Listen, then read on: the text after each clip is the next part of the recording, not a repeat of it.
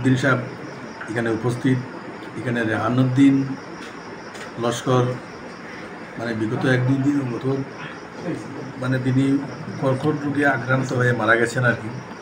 তিনি বড়খোলা ব্লক কংগ্রেসের general secretary প্রশাসনিক ছিলেন এবং কংগ্রেসের একনিষ্ঠ কর্মী ছিলেন এবং আজকে তার এই কর্কট রোগে তার আজকে মৃত্যু হয়। আজকে বড়খোলা অপূরণীয় কংগ্রেসের ক্ষতি হয়েছে।